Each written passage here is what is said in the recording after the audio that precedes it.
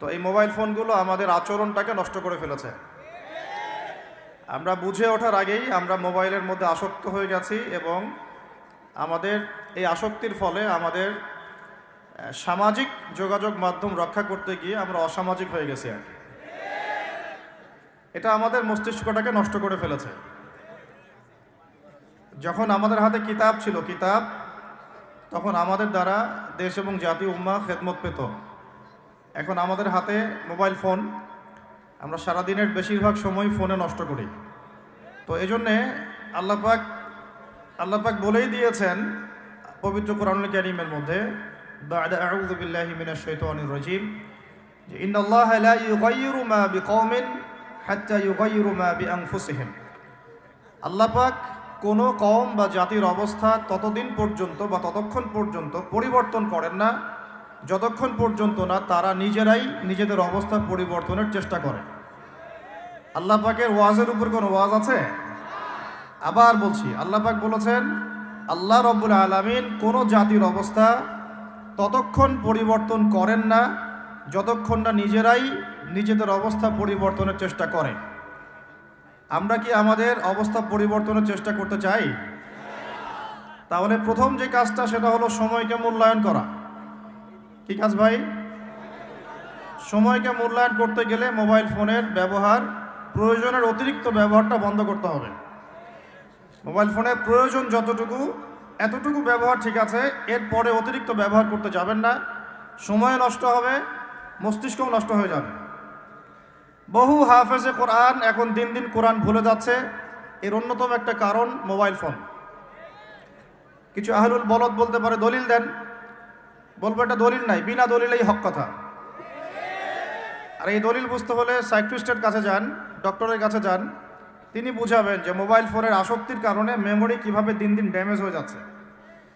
তো আমাদের দেশে একটা প্রবলেম দেখা যাচ্ছে, আমরা ডিগ্রি সার্টিফিকেট অর্জন করছি কিন্তু সৃজনশীলতা তৈরি হচ্ছে না। সৃজনশীলতা তৈরি হচ্ছে না, এর পিছনে অন্যতম একটা কারণ হচ্ছে মোবাইল ফোনের অতিরিক্ত ব্যবহার। এবং আমাদের বাচ্চা কাচ্চাদের অবস্থা আরও বেশি ভয়ঙ্কর। একটা শিশু বাচ্চাকে মোবাইল ফোন দেখানো ছাড়া মা ভাতও খাওয়াতে যাচ্ছেন না। এতে করে তার মেমোরিটা ছোটোবেলাতেই ড্যামেজ হয়ে যাচ্ছে। আমরা যারা স্কুল কলেজ ইউনিভার্সিটির ছাত্রছাত্রী আছি, এদের একটা বড় অংশই, দিনের একটা বড় অংশ মোবাইল ফোনে পড়ে থাকে। এই কারণে একটা পড়া তারা বেশি দিন মনে রাখতে পারছে না। আমরা নিজেরাও ভুক্তভোগী। একসময় কোরআনের যে কোনো পৃষ্ঠার যে কোনো আয়াত অনেক সময় নাম্বার সহ বলে দিতে পারতাম, কিন্তু এই মোবাইল ফোনের ব্যবহারের কারণে আস্তে আস্তে আমরাও দেখা যাচ্ছে আয়াত বলতে গিয়ে ভুল করছি, হাদিসের রেফারেন্স দিতে গিয়ে ভুল করছি। অনেক চিন্তা করেছিলাম যে এর পিছনে কারণটা কি। আমরা তো মুজাহাদা করে যাচ্ছি, কারণটা কি? কারণটা হচ্ছে ডিভাইসের অতিরিক্ত ব্যবহার। আল্লাহর ওয়াস্তে আমি ইয়াং জেনারেশনকে রিকোয়েস্ট করব, প্রয়োজনের অতিরিক্ত মোবাইল ফোন আজকে থেকে আর না। রাজি আছি? প্রয়োজন যতটুকু এতটুকু, এর অতিরিক্ত মোবাইল ফোন আজকে থেকে আর না। আর এই সামাজিক যোগাযোগ মাধ্যম সবাইকে ব্যবহার করতে হবে না। একটা বিষয় যদি সামনে চলে আসে, এই বিষয়টাকে নিয়ে সবাইকে কথা বলতে হবে না, সবাইকে পোস্ট দিতে হবে না, সবাইকে লিখতে হবে না, সবাইকে শেয়ার করতে হবে না। যারা ওই বিষয়ে বিশেষজ্ঞ তারা সেই বিষয়ে কথা বলবেন। চান যখন আমরা বিশেষজ্ঞদের থেকে সবার কাছে একটা দায়িত্ব দিয়ে দিই, সবাই যে যার মতো করে বলতে থাকে, তখন ওই বিষয়ের মৌলিকতা নষ্ট হয়ে যায়।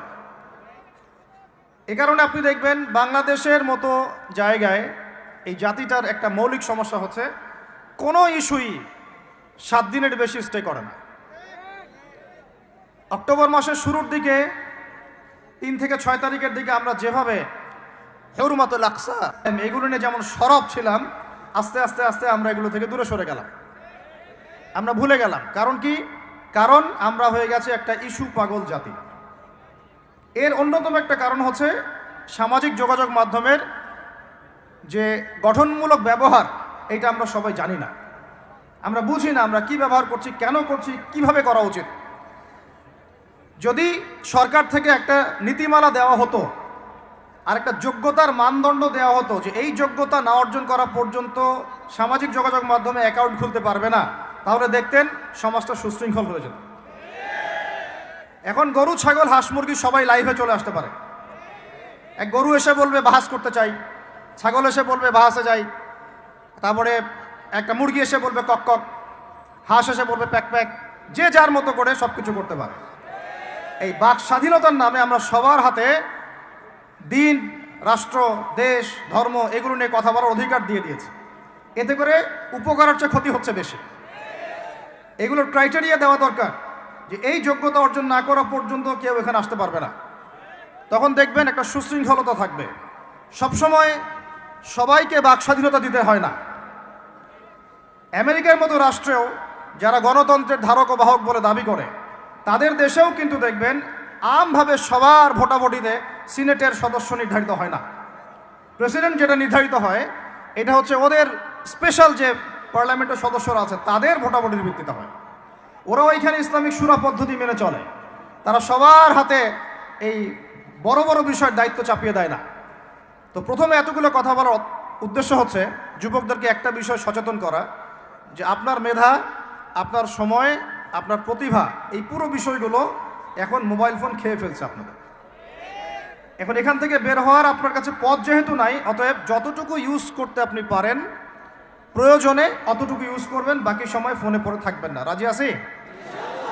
কারণ আমরা বলেছিলাম, শুরুতে একটা আয়াত বলেছিলাম, আল্লাহ পাক কোনো জাতির অবস্থা ততদিন পর্যন্ত পরিবর্তন করেন না যতদিন না তারা নিজেরা কি বলেন, নিজেদের অবস্থা পরিবর্তনের চেষ্টা করে। তাহলে প্রথম পরিবর্তনটা শুরু হোক আপনার সময়কে মূল্যায়ন থেকে।